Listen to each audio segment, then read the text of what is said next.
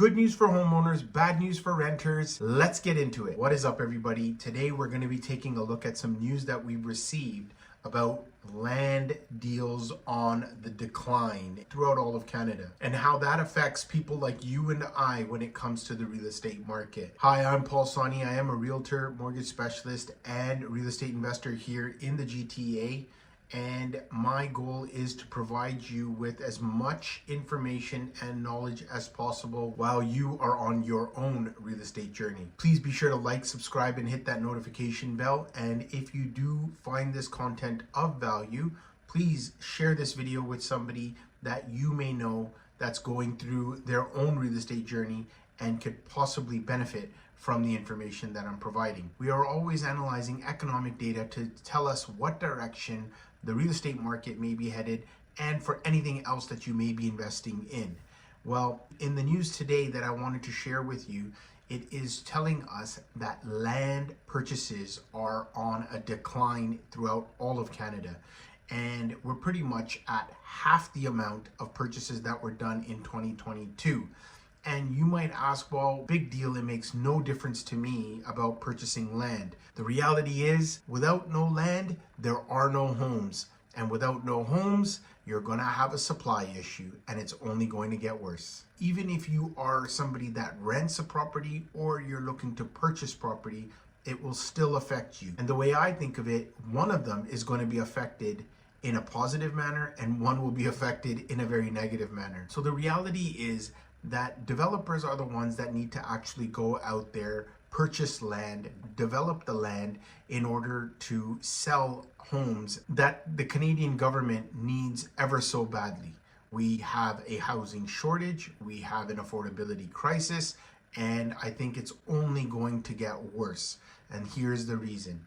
It takes roughly 3 to 4 years for developers to get things developed on land that they purchase. So what the developers end up doing is when they purchase their land, they go through all of their due course with all levels of government.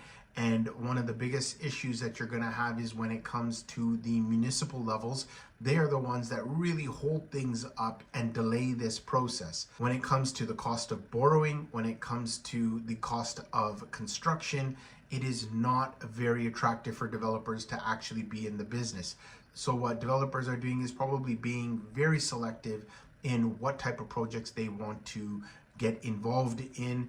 Many of them are now making that shift towards purpose-built rentals because of the savings in GST. Let's see exactly how much of a benefit that is to them. But the reality is that if it takes 3 to 4 years, you can see in this one chart here that when a peak of land purchases were made in 2017, we are actually seeing the purchases that were made on those particular parcels of land having been developed and being sold today. So it takes that 4 or 5 year period from beginning to end for a developer to give you the final product. And the reality is, if developers are not purchasing land, then the net effect will basically be that there will be less supply in the next 3, 4, 5 years down the road. Because no matter what, if the land is purchased next year, you are now only delaying things by a further 1 year down the road.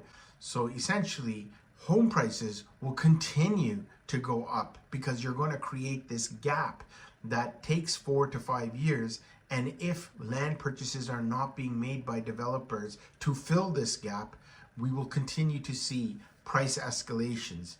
And on the flip side, you're going to have an issue even on the rental supply side because there won't be enough supply of units that will be available for rent, which will only cause more pressure on rent prices escalating. Now, how is it that you think that this can be fixed? Well, the reality is the interest rate is going to be where it's at. It's not going to change just because developers want to purchase land and all levels of government require housing. Number 2 is the cost of construction is the cost of construction. It's not going to get any lower. And number 3 is if the municipal governments begin to speed up their process and have the process vetted at a much more rapid speed than what they're working on currently, is the only way that perhaps this lag of land purchases during 2023, and it could perhaps roll over into 2024, where we will then start seeing these effects come 3-4 years down the road, when municipalities could perhaps fix this problem